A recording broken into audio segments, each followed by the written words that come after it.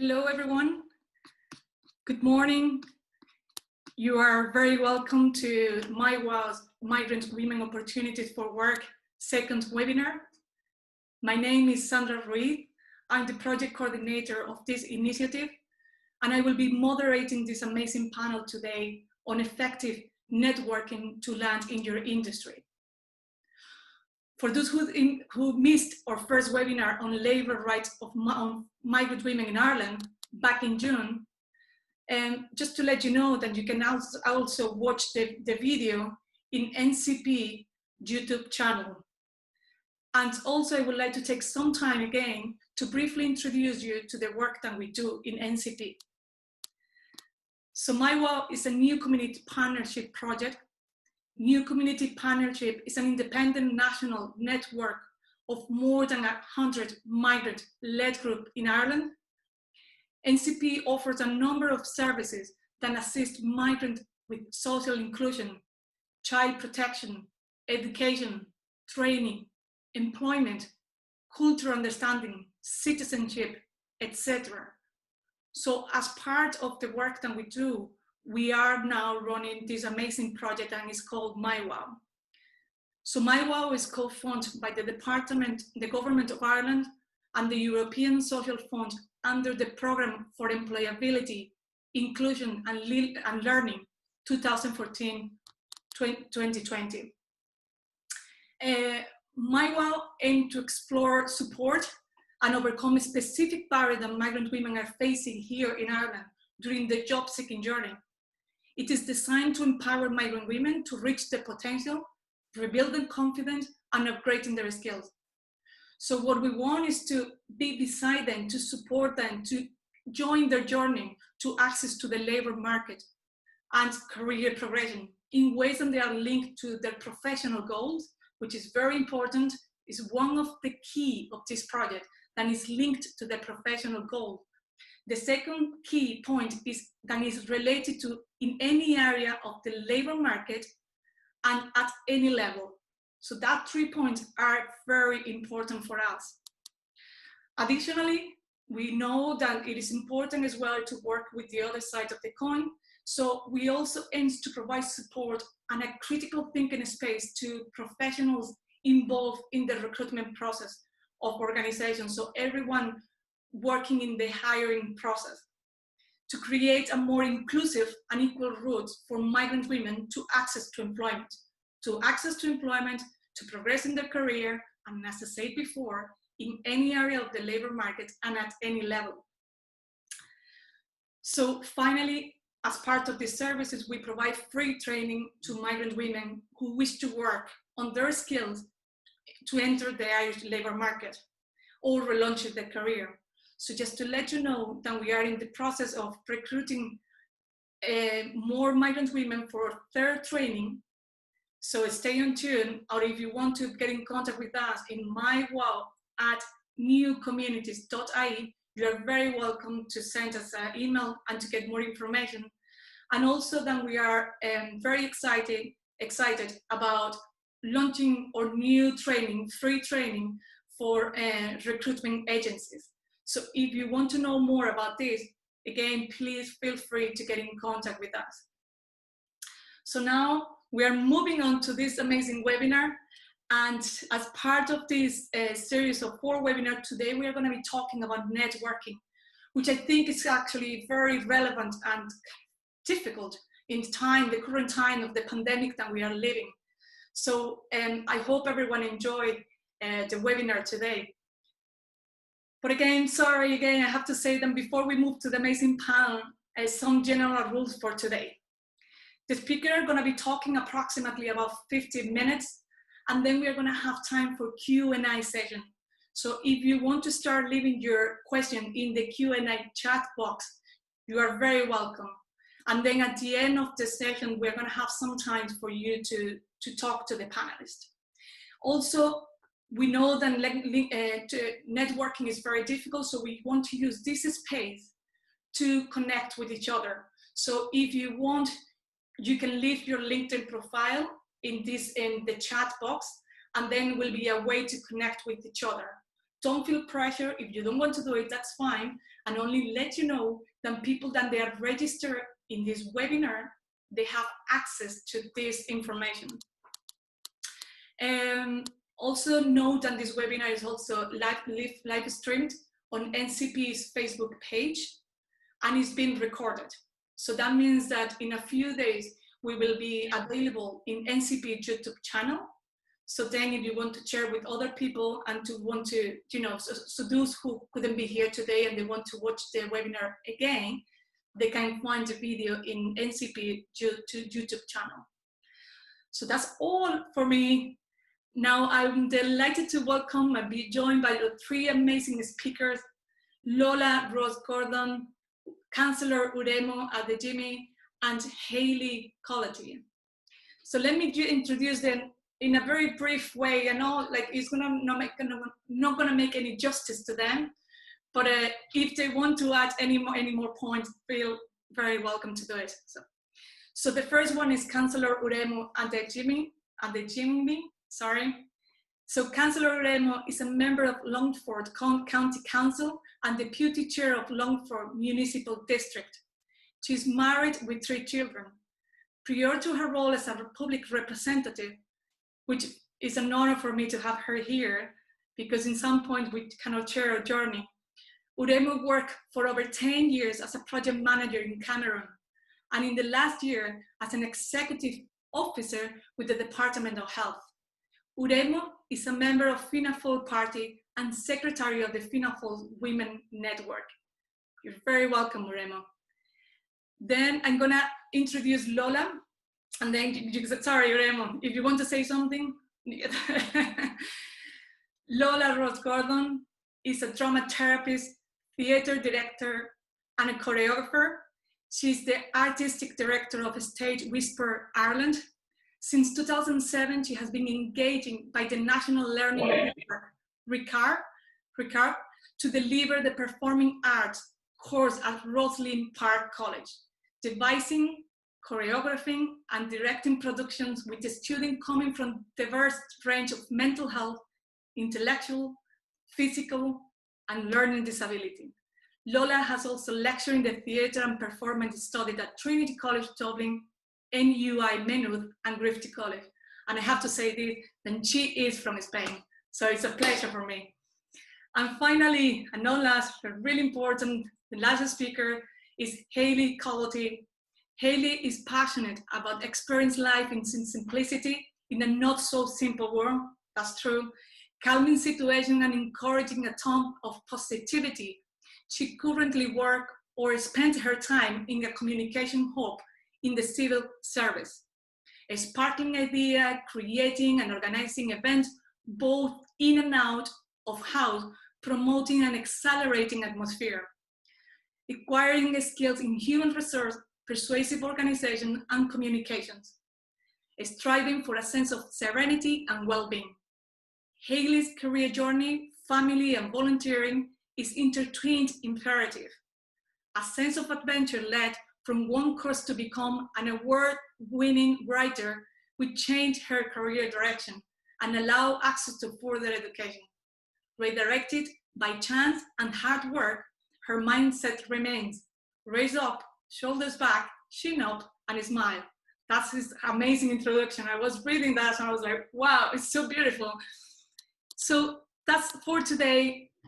That's the amazing panel that we have today. It's really, really exciting to have all them here. Thank you very much for your time. And so this morning we're going to talk about networking, how the benefit of networking, how to expand your network, and the challenges that we are facing with this current pandemic. My colleague, Natasha, that today she's behind the scene, she told me when we were preparing this webinar, she told me, and she said, Sandra, do you know, some people don't realize that networking can be a natural process when you are growing your career in the same place, when you go to school, when you go to high school, when you go to a university, that kind of networking is building in a very natural way. However, when you arrive at a new place or you want to enter a new sector, this process needs to have some extra effort and a strategy behind to expand your network. So that's why we believe that this webinar is really important, and we hope everyone that is listening to us today will get some tips from this amazing panel, that they are working in completely different sector, in politics, in public service, and in the art sector. So that's, again, sorry, this is actually now, it is true. It's now, that's all for me. And I'm going to ask my first question to Hayley Colity. If you don't mind, Hayley, are you listening here? Yes, Hayley? Hi there. Hi. Fantastic. So my first question is for you. How did you enter your sector here in Ireland and started your career in this particular area? And did networking play an important role in this process? So, hi, I'm Hayley. I'm originally from South Africa. I'll just try and briefly go over my journey as such, because although at the moment I am, as you know, communications in the civil service, it wasn't a short journey to get there. So a little bit about myself and my situation is that not only did I come to Ireland to face being a migrant and all the unknown avenues, I also took a career break and um, keeping in tune with the importance of family values and such. So not only did I face coming in and trying to build my career as an immigrant woman, I also did take a career break. So I can see from 2 points of view that possibly even a woman that's taken a career break faces so much more difficulties trying to get back into the workforce. So as far as networking in the traditional sense, this was always based on getting yourself out there, meeting people. From my journey, I did the obvious, which I'm quite excited to hear that MyWow is offering the service of a professional way to save time and lessen the frustrations. Because the first step that I took was to obviously upskill, having been out of the workplace for a duration. So yeah, so firstly, upskilling, I went into college, one course led to another. And my advice when it comes to networking and finding your way in your career is, if you don't know exactly what you want to do, knowing what you don't want to do is the next best thing. And this you can find out more so by trying different careers, different roles, which I've had to do myself. As far as the networking is concerned, there are companies that do put feelers out there. It could be a matter of somebody that you happen to have met or somebody that you know, and they're aware of where your skill set is, and the word of mouth, introductions, so don't put off the whole idea that the traditional networking is no longer available, because it is out there, and it can be of benefit at some times. So for me personally, one of the main ways that I chose to get myself out there and gain some response and basically do something that I could be passionate about is that I got involved with charities, campaigns, and local community groups. It's a great way to meet like-minded people. Again, there always has been in recent years a requirement to get involved and to have an online presence. So your digital presence and networks have increased over recent years. The most popular network for professionals would be LinkedIn, which I think it can be beneficial because they also encourage and have technology which allows you be to be contacted and suggested different contacts that would be of benefit or could be of benefit.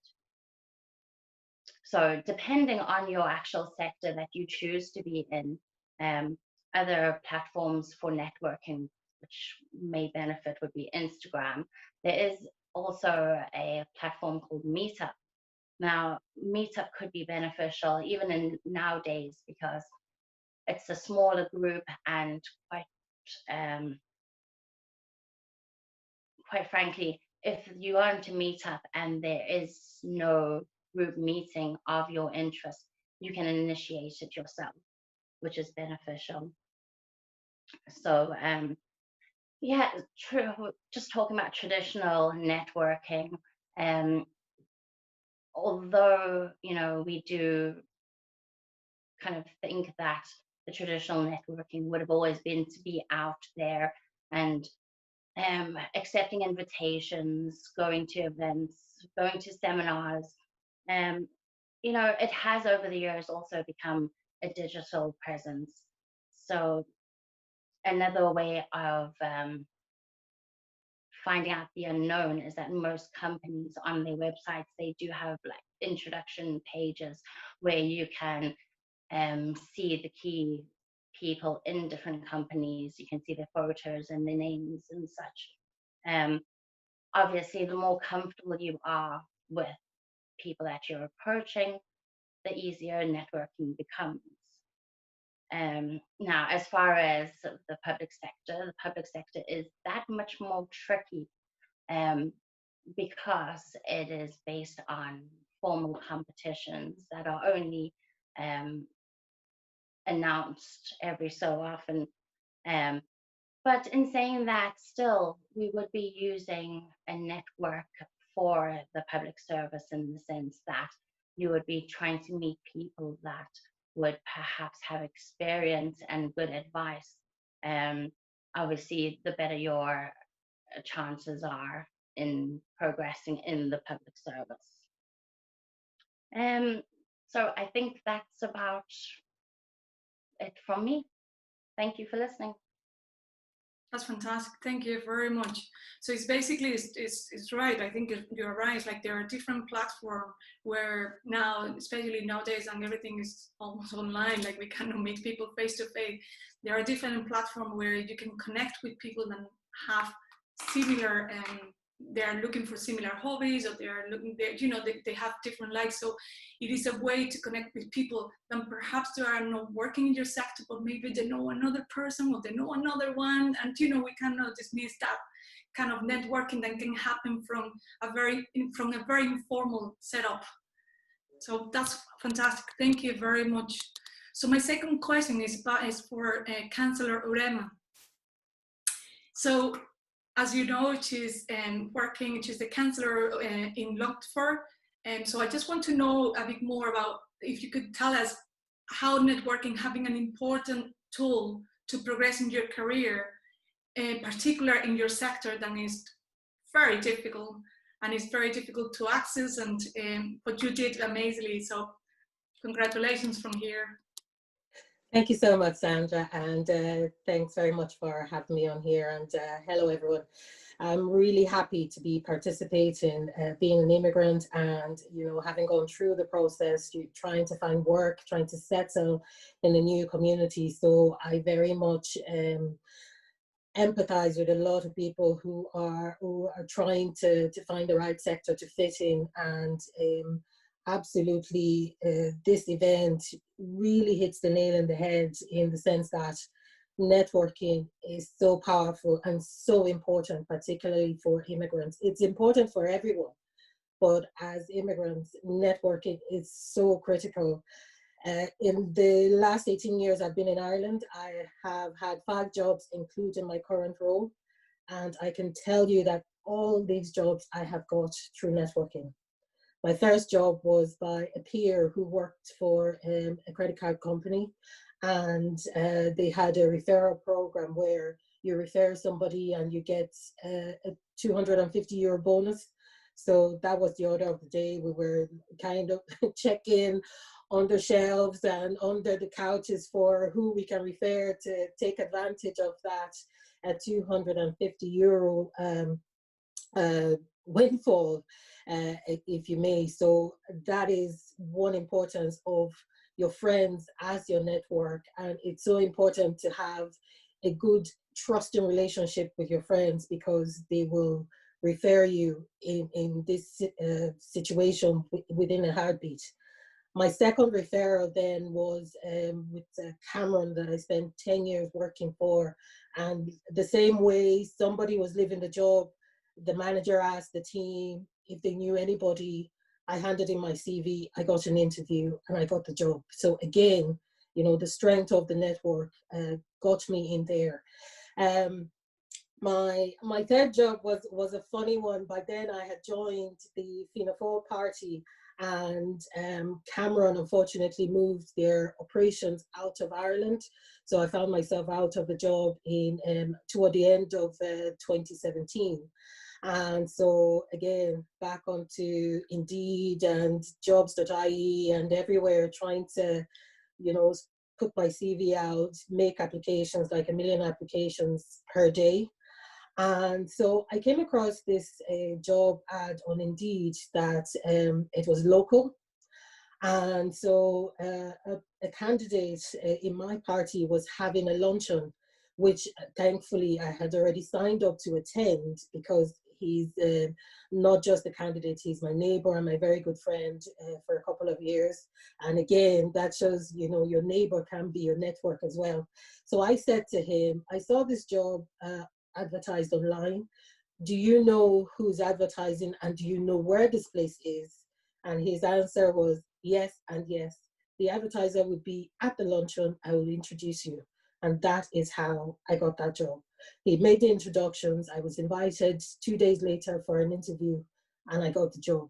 And I think employers tend to rely on these referrals, because it kind of does half the job for them, because they can find somebody that they know that can vouch for you as an individual.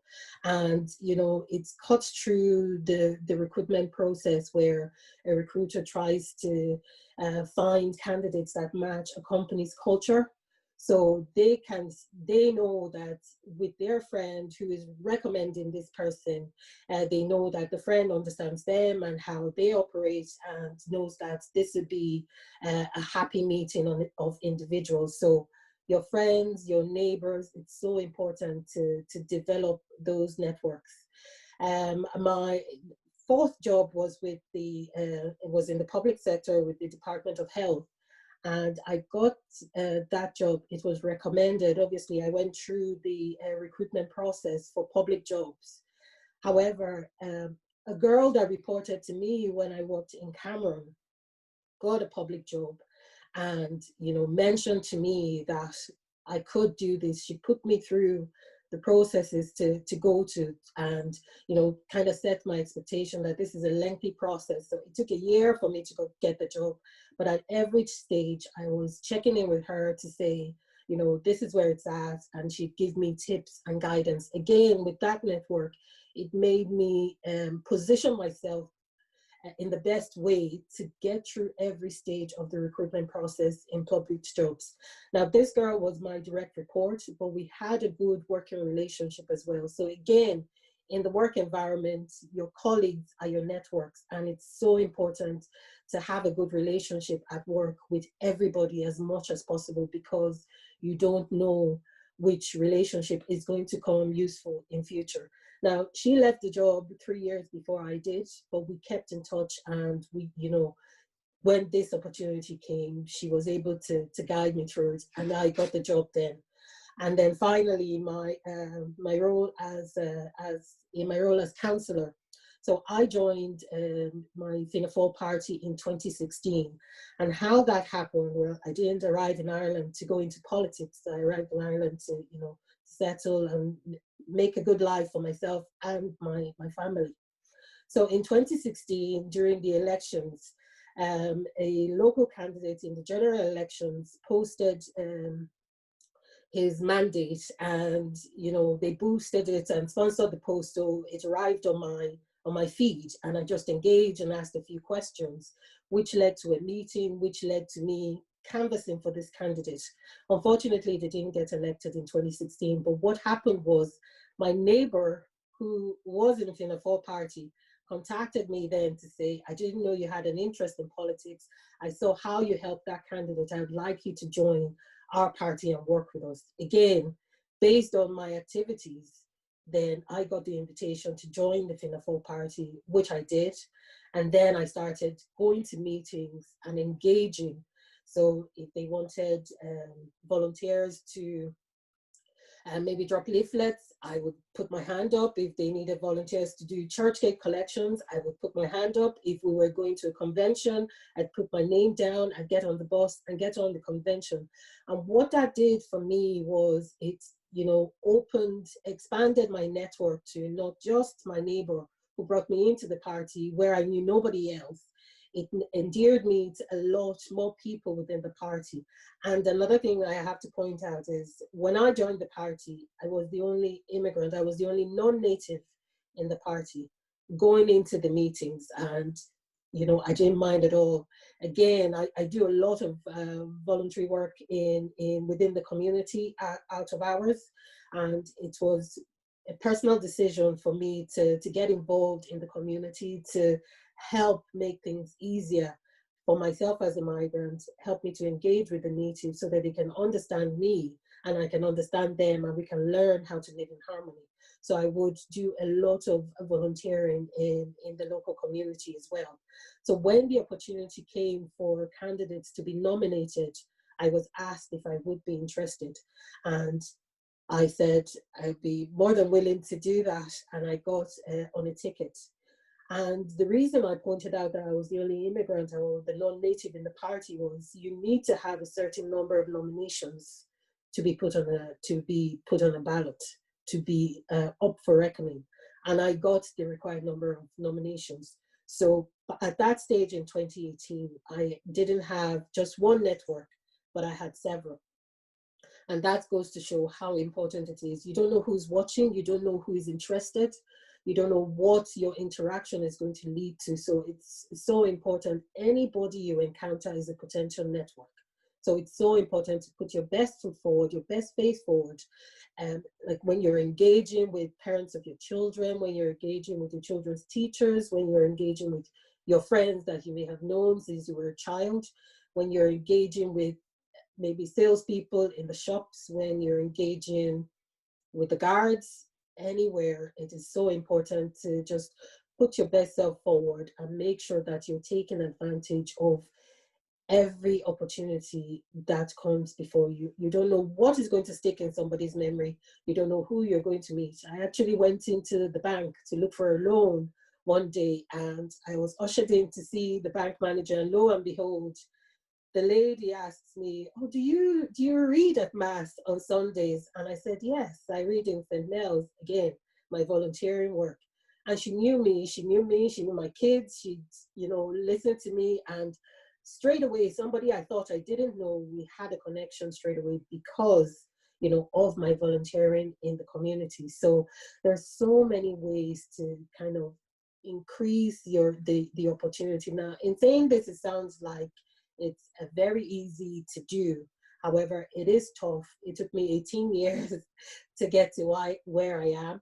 And I know as immigrants, once we decide to leave our home country for whatever reason, it shows that, we are determined to make a life for ourselves. We are determined to make sure that our life is secure, and we give ourselves the best opportunity possible. So that that shows our resilience. It shows that we are determined, and we will, push through whatever obstacle to get what we feel we want, what we feel we need, what we feel we deserve. So it is so important to identify your networks. And what I would encourage everybody to do going forward, if you aren't doing that already, just make a note of people you encounter every day and try and develop your relationship with these people. If it's to maybe somebody you chat to for a minute, make it a minute and a half, just so that they have more opportunity to get to know you, to get to understand you,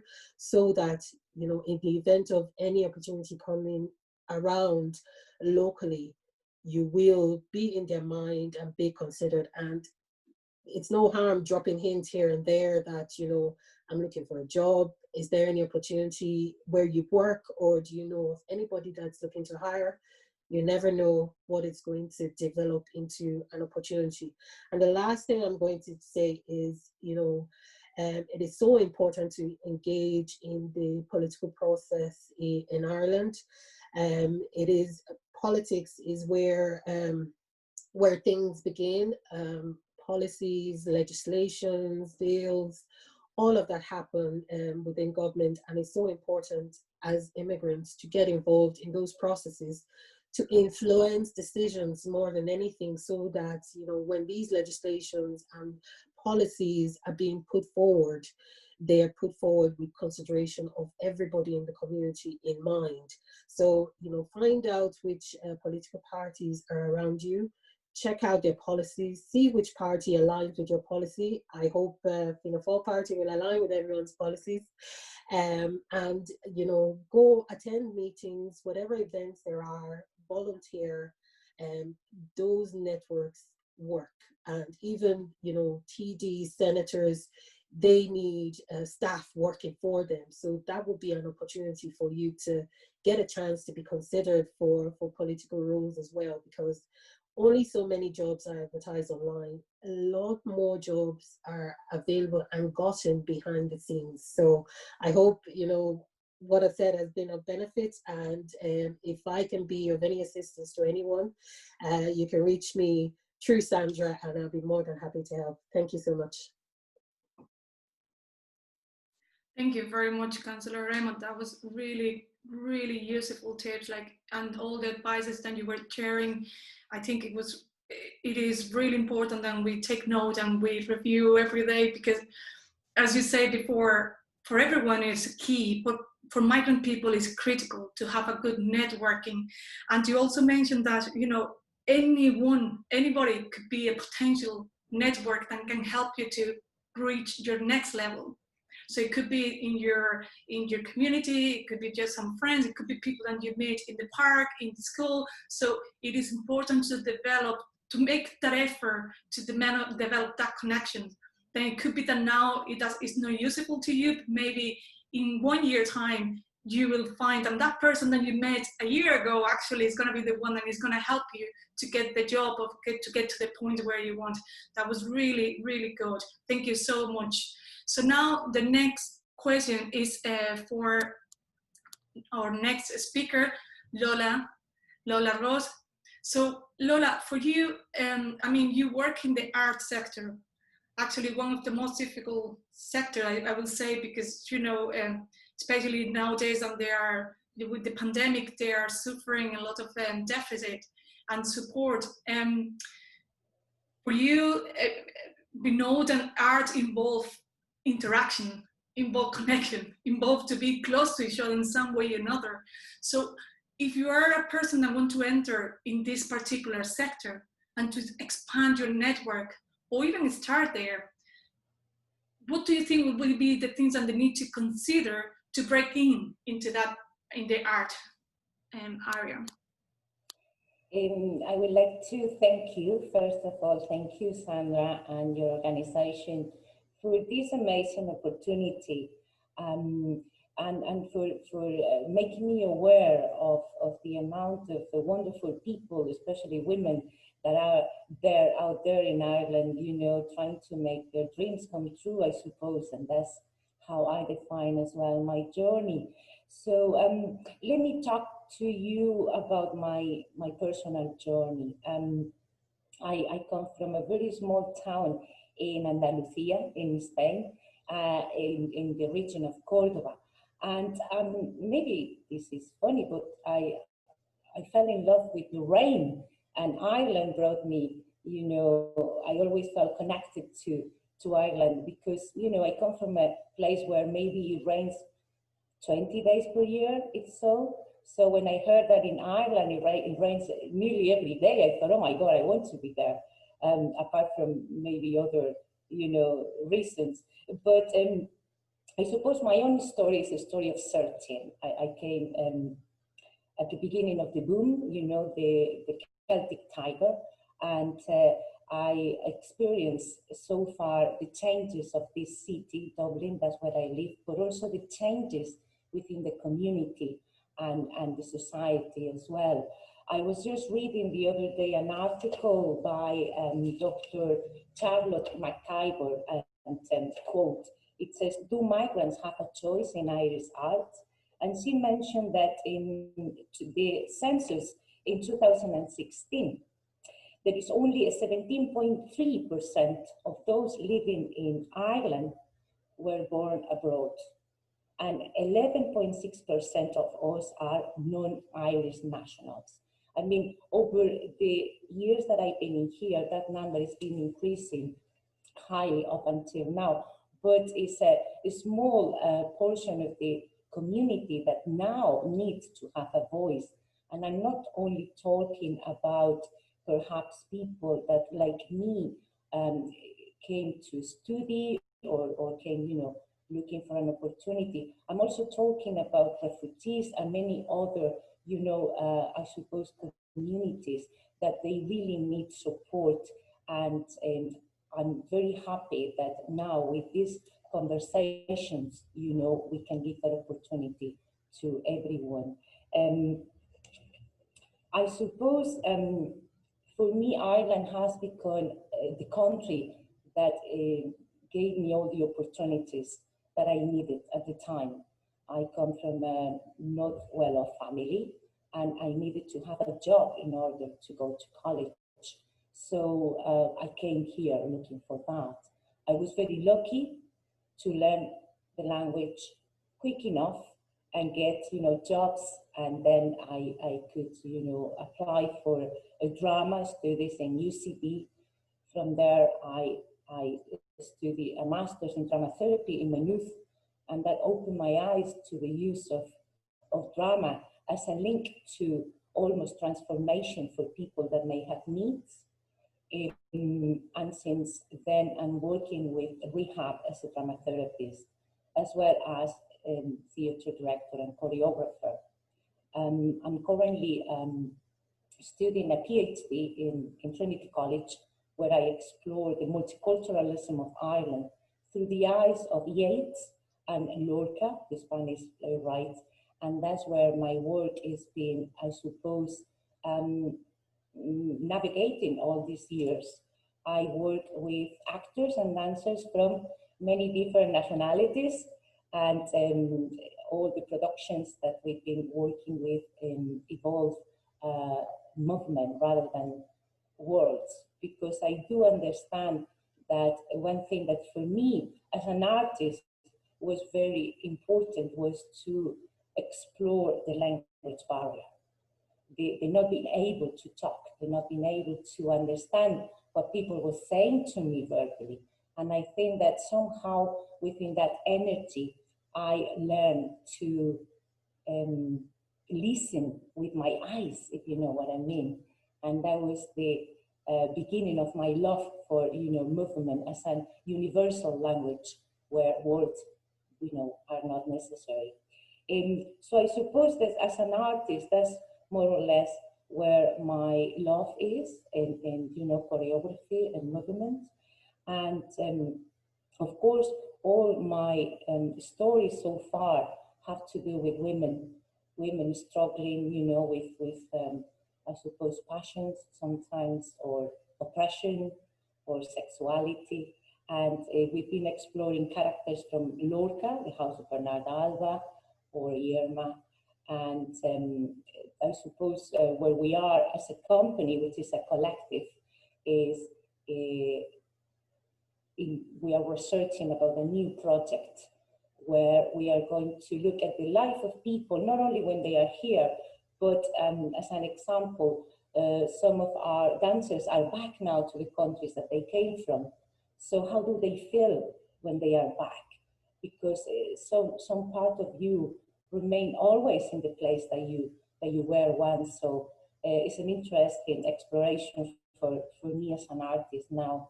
I heard once that you are from where your heart is happy. And I think that that is how I feel at the moment. I am who I am because I came to Ireland. I think that it was at the right time for me. I experienced a journey of transformation, and I feel somehow a little bit sad when people maybe, you know, when they ask, where do you come from? And I said, well, I'm from Dublin, I live in Blackrock. And they say, yeah, but no, really, where do you come from? And I mean, you know, yes, originally I'm from Spain. So that kind of information about who we are, you know, it's very important, I suppose. But I wish we were all part of this, you know, universal land where nobody cares really where you come from, and they just listen to you and your work. So going back to your question, Sandra, I think that yes, networking is essential. At the moment, the arts world is more or less frozen with this COVID, but yet we like everyone else, we are learning about technology.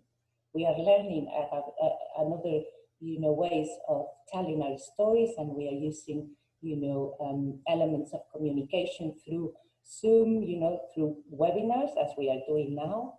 And even the theater, as you may know, during the COVID restrictions, they had a program where they invited a number of writers and actors to work with a piece of a monologue, a short piece of theater that they then show virtually online, and it's called Dear Ireland.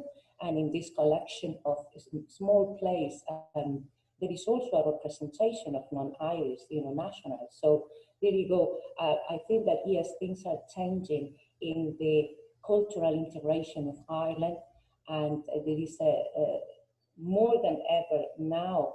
I think that there is a space and an opportunity for our community to be represented as well in the arts.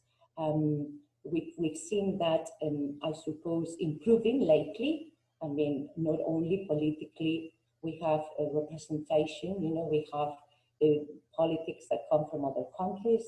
We have actually our latest Taoiseach, you know, Leo Varadkar. I think that he also comes, he has a background of immigration, you know, and different figures as well in the arts.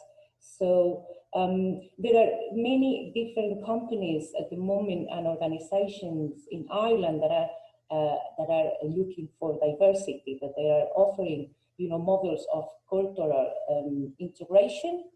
And for example, you have, let me see, the Center for Creative Practices.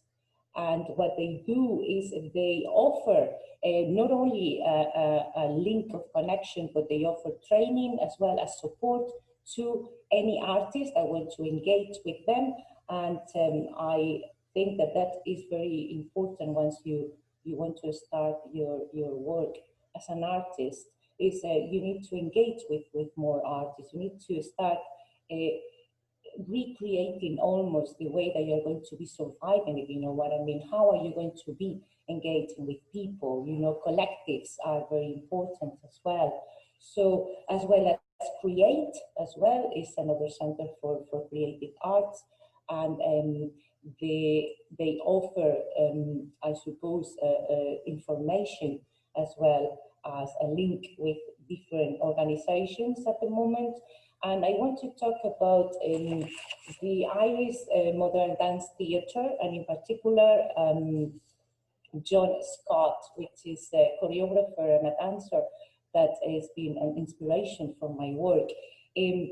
John is, and his company, they work with international guest choreographers, and also with his latest projects have to do with refugees and torture survivors through dance.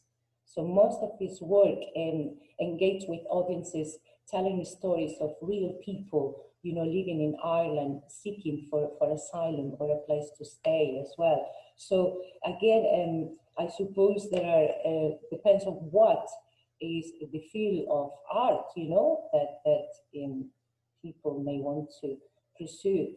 There is always a way of research and engage with companies as well. As you know, the Arts Council in Ireland, they also offer funding for projects.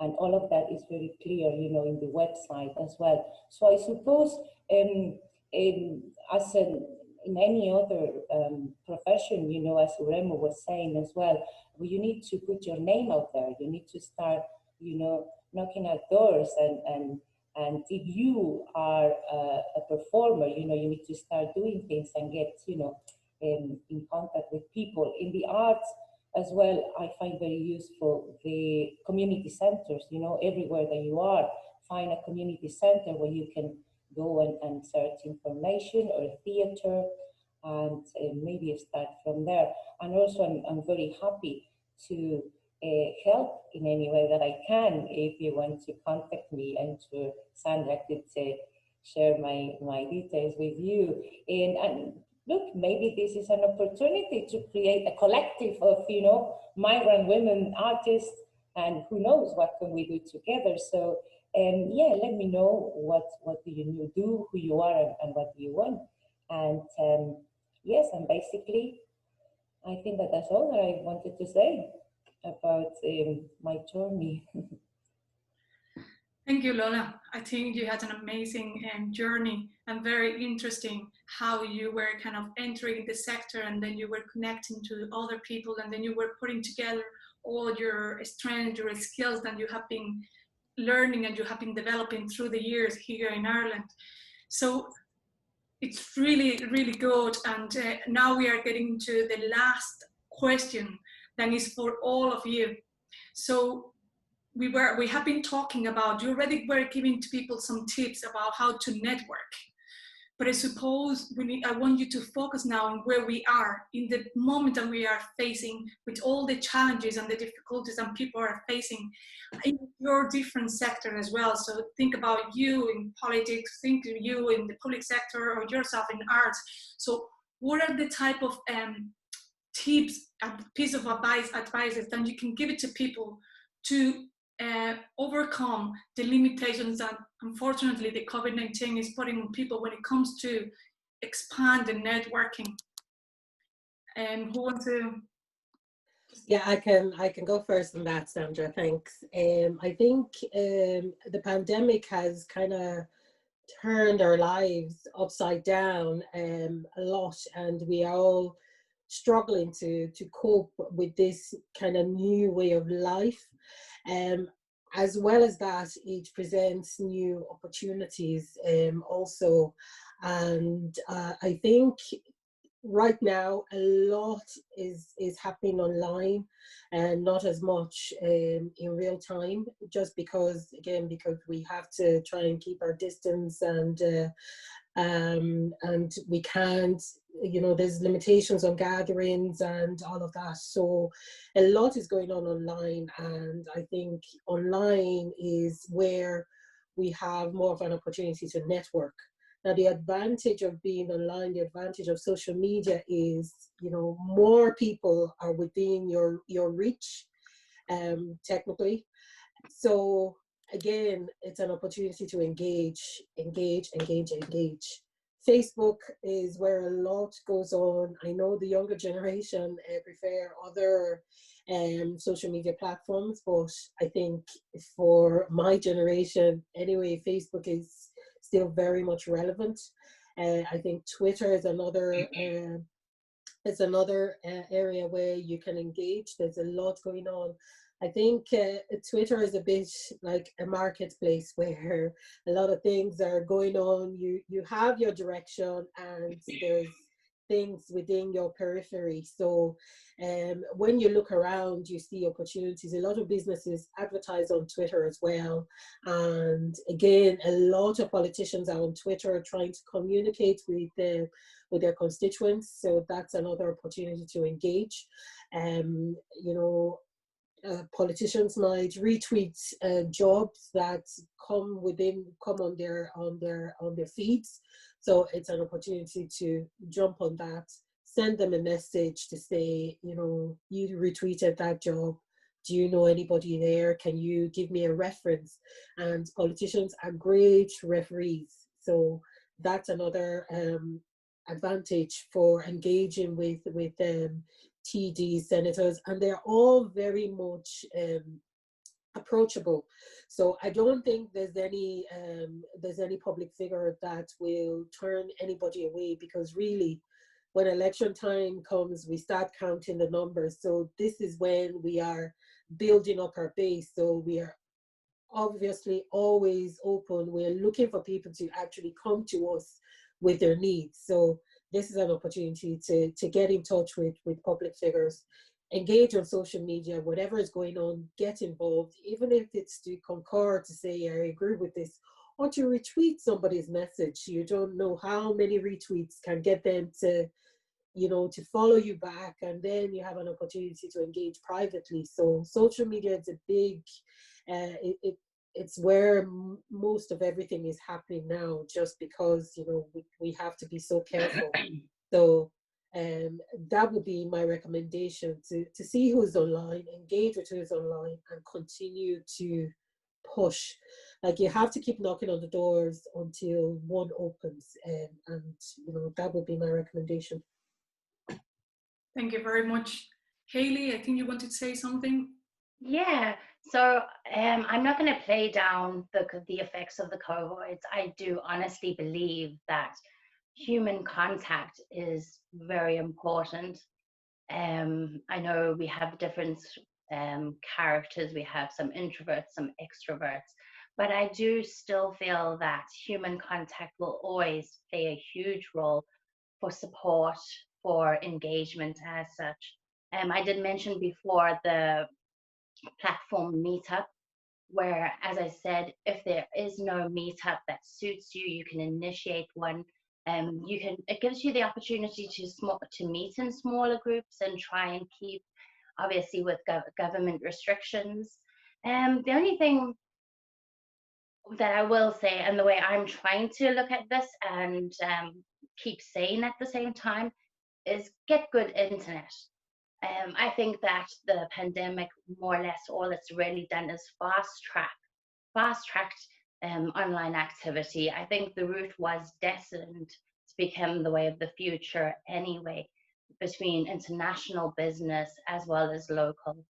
And what I might suggest as well is, if you find an organization or a company that has your interests, sign up for their newsletters, keep in contact. It doesn't take too much effort to sign up for the newsletters, and obviously don't forget to check your spam, where some of them do land up in. And for people that are interested, there's the Web Summit would be coming up near the end of the year. Now, it's generally focused as women in tech, but the Web Summit was initiated, I think, late 2000s, which proves that we were on the road to online activity and Zoom meetings, and you know, we were going in that direction. I think that COVID has just fast-paced it, and we're there before we were really ready. Yeah, so that's my view on it. Just keep strong, keep in touch wherever you can. Thank you. Thank you very much, Hayley. Lola, would you like to add something else, or anything that you would like to comment? I'm just, no, I agree totally with Hayley and Iremo as well. I do believe that this COVID pandemic is making us, or at least is making me a little bit more aware of how important to live at the moment is as well, to take a pause from everything and look at life from another perspective. So, as an artist, I wonder, and I'm looking forward actually to see what is going to come out after all of this. What expressions, what stories, what, all this new energy out there. And obviously, I suppose the new generations are the ones that perhaps, are struggling the most, because it's affecting their education, their future. Suddenly, it's almost like a breaking point. And I wonder how all of this, in a positive way, is going to transform us as a society as well. And absolutely, Holly, you mentioned that, keep yourself informed. We all have access. I hope, that we can all have access to internet, and sometimes we take that for granted as well. But anyway, keep yourself connected and online. And there are so many trainings online, free of charge, social media, absolutely, as Irene said, and create a profile of yourself. If you're an artist, maybe this is the time to write about that, to take time to research about the type of website that maybe you want, or the type of work that you want to share. And within this kind of, I suppose, time capsule that we are, you could just write and research about your work as well as an artist, So yeah, hopefully this is going to end soon. But anyway, so far, we moment that's good as well. Exactly. So we need to. Sorry, yeah, Remo, we need to leave. Yeah, sorry. I just want to add just one thing I omitted mentioning there when I just spoke. I think it's this is another opportunity as well to volunteer. I know because of COVID, there are the more vulnerable in the society need more care and more assistance. And there are community groups that are rallying around to provide support, to provide groceries, toiletries for people that are in need in the community. So I think this is an opportunity to get involved, even if it's to get people together to raise funds or to donate food items or whatever, and hand it into your local public participation network team. I think there are PPNs in every county in the country, so this is an opportunity to link in with them and do that. And then volunteering in shops, in wherever, to get some experience as well. I know most recruiters look for so many years experience, and that's part of the frustration, because if we can't get jobs, we can't get the experience.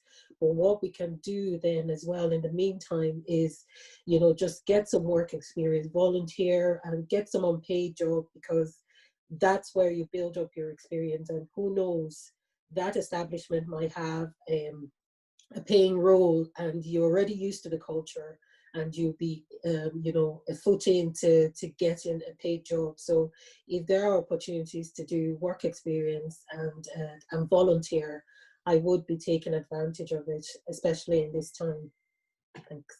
And just, sorry, one more thing. I think just as Lola mentioned, I actually got an email yesterday about a poster where they're trying to organize, because I think Halloween is unlikely to go ahead this year, but I don't know, they might find a way to put it off, but it would be dicey. What a local who is into music and festivals has done is he's invited people who are interested in filmmaking.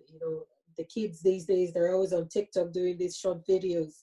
So they've invited people to shoot scary movies for a short period and send the entries in, and then they're going to probably select a winner and run the movie. So in the art sector, those are opportunities again, like Lola has said. So I would just look out for different ads that are around, or even think of something that you can do and send it maybe um, to the theatre around you, and who knows, you might end up having your body of work on the big screen. So thanks.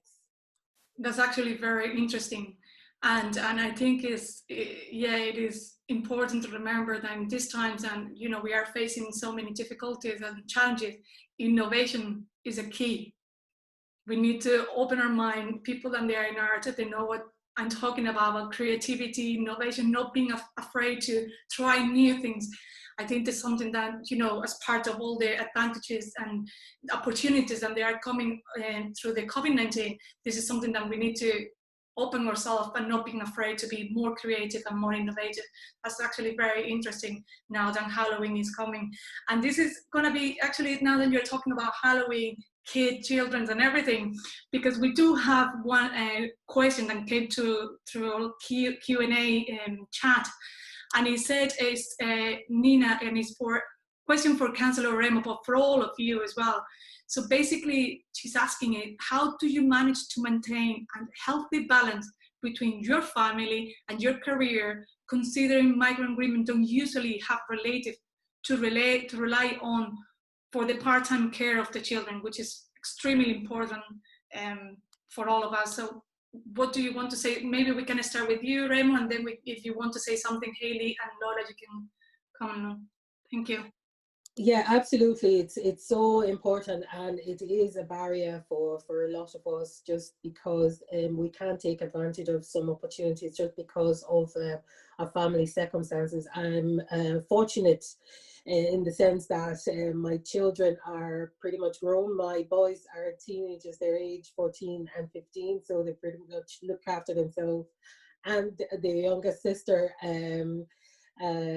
who is 11 at the moment. So it was, I suppose, easy for me to transition into politics, because I didn't have to, say, run back home and look after little kids. Now, in saying that, there are politicians that that have young children and are able to manage it. In the political scene, there's a lot of discussions going on making meetings and engagements a lot more family friendly, which hopefully will open up the sector for more women to get involved and maybe balance the scales a bit better.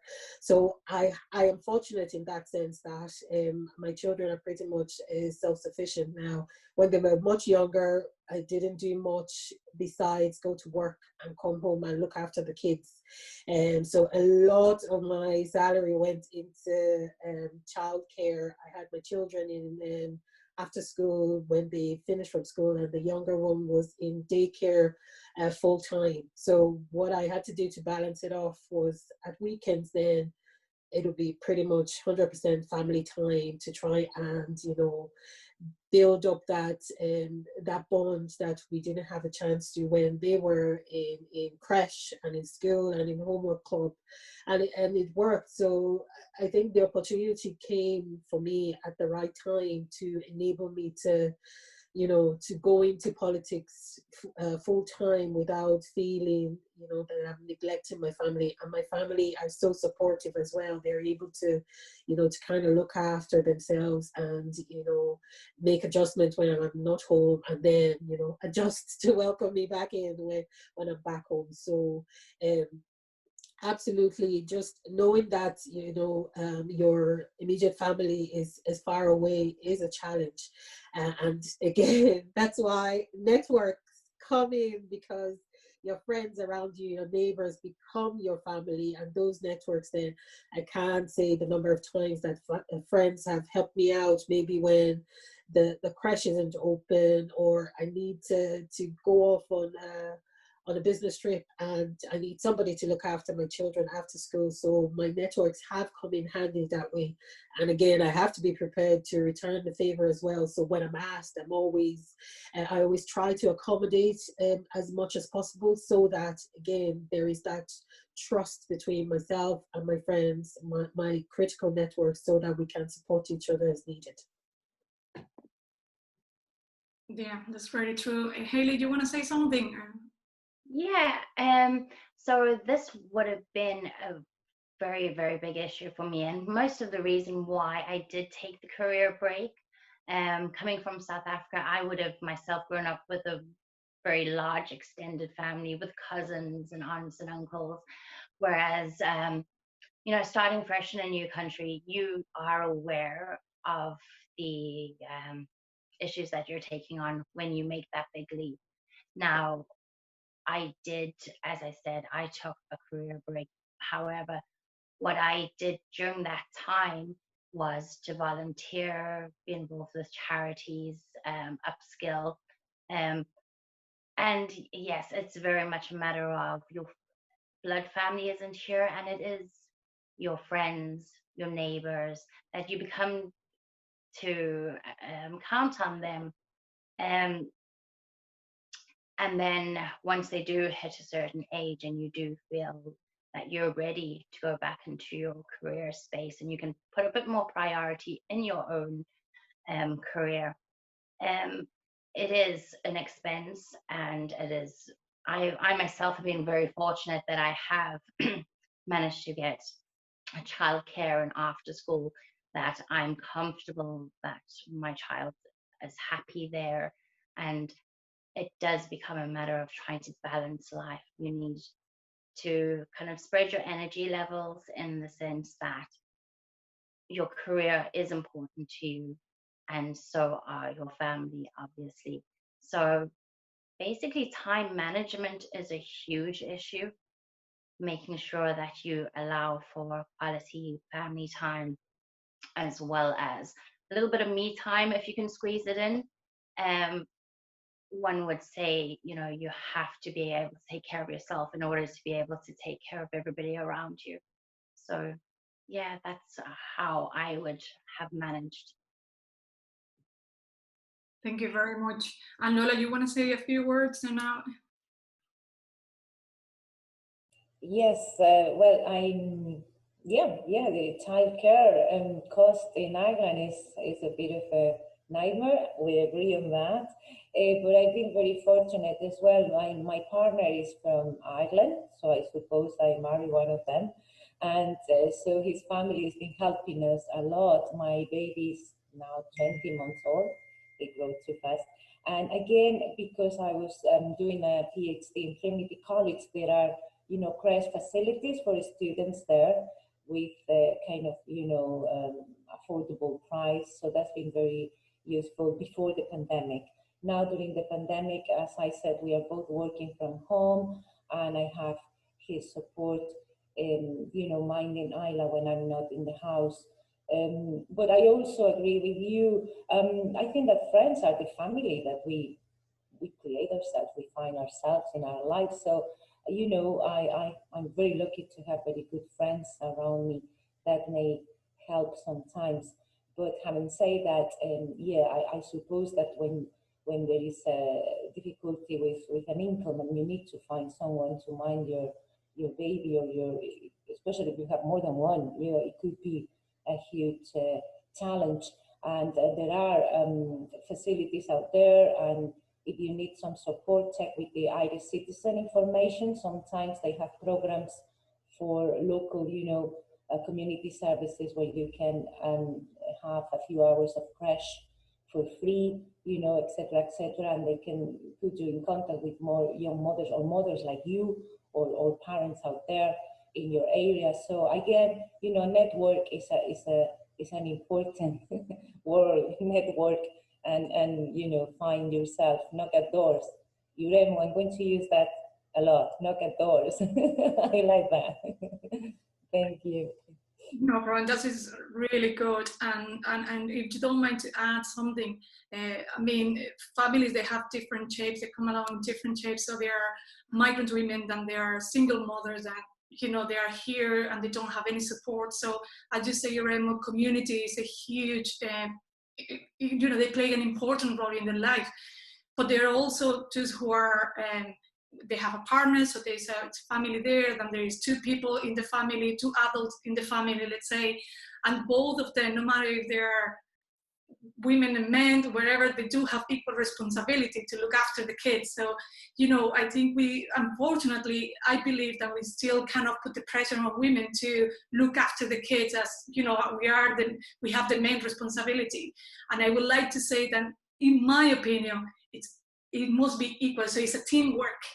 So if there are two people, two adults in the family looking after the kid, it's a teamwork. So when one is working, the other, so you know, there must be some kind of talk and conversation between them to make sure that both can reach their career and their goals. But that's only my personal view. As a feminist, so as you can imagine, this is kind of touching my heart, this conversation. But I think we're going to leave it up for another day.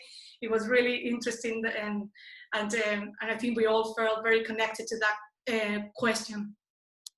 So I think that's all for today. It was a really important conversation.